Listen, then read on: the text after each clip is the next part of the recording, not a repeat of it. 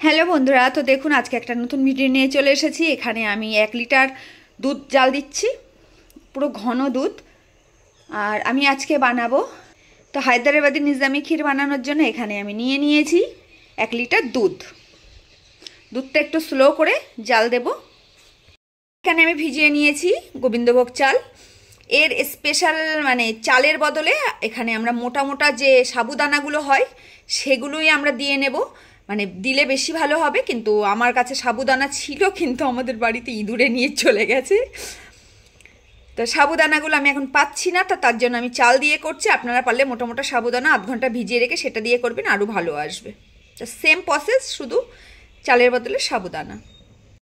আর এখানে আমি একটা লাউ নিয়েছি, একদম কচি লাউ, দেখতে পাচ্ছেন পুরো কচি, একজনের বাড়ি থেকে নিয়ে এসেছি। তো এই লাউটা আমি একদম যতটা পারি একদম সরু করে কুচিয়ে নেব, একদম হাতে যতটা আমরা সরু করতে পারি আর কি।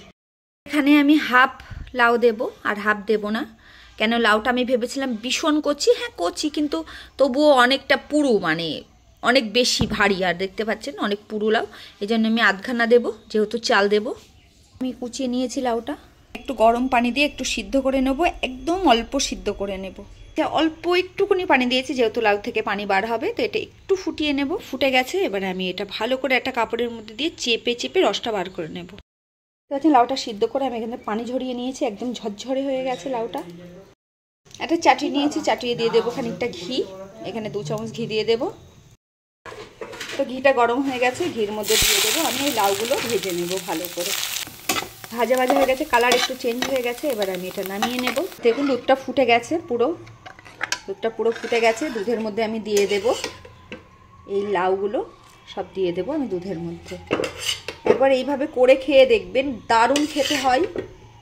এবং আমি আপনাদের হালুয়া করেও দেখাবো।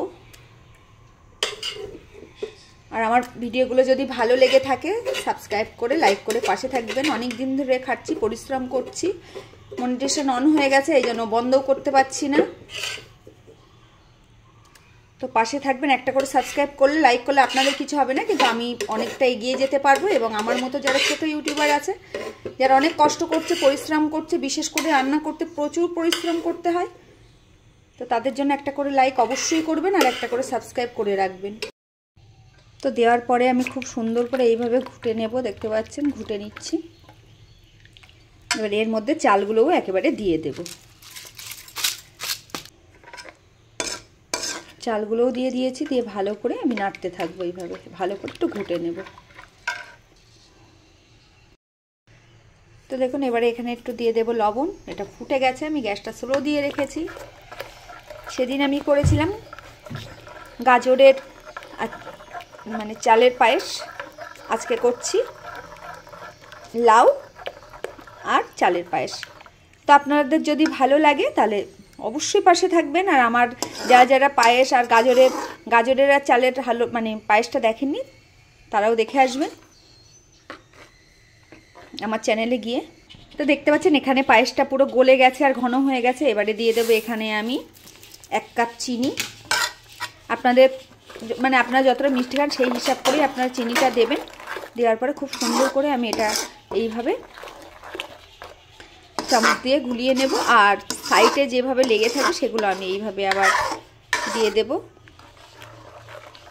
তো লাউয়ের পায়েস, লাউ চালের, তো একবার করে খেয়ে দেখবেন। এখানে খানিকটা ড্রাই ফ্রুট কেটে নিয়েছি, তো ড্রাই ফ্রুটগুলো দিয়ে দেব।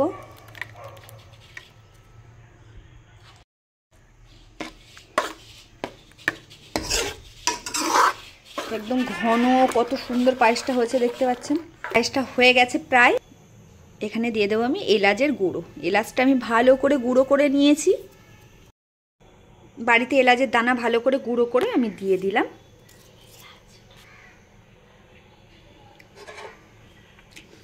দিয়ে ভালো করে নেড়ে দেবো। লাউয়ের পায়েসটা আমার হয়ে গেছে, কত সুন্দর হয়েছে। আমি অল্প লাউ দিয়েছি, আপনারা চাইলে বেশি লাউ দিতে পারেন, কোনো ব্যাপার না। লাউ আরও খুব সুন্দর, মানে একটা মানে কি বলবো, ঘি দিয়ে ভাজার জন্য মানে লাউয়ের একটা স্মেল এসে গেছে সুন্দর, এবং দারুণ হয়েছে দেখতে পাচ্ছেন, পুরো সবুজ। তো আমি একটা পাত্রে করে তুলে নিচ্ছি। কত ঘন পায়েস বানিয়েছে এই দেখুন।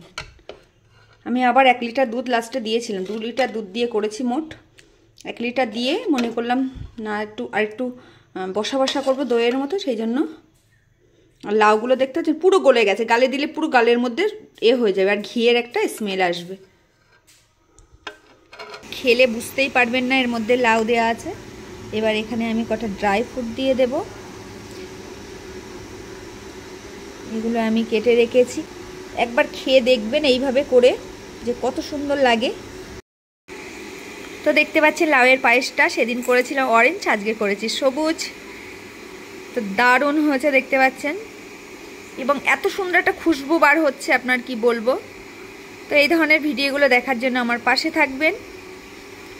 এই শীতের সময় এখন প্রচুর লাউ, আর চেষ্টা করবেন কচি লাউ নেওয়ার, এবং মানে গাছে থেকে যেসব মাচা ভাড়াই হয় সেই ভাড়াই মাঠের লাউ মানে না নেওয়াই ভালো, মানে যত তাড়াতাড়ি গলে যাবে তত ভালো।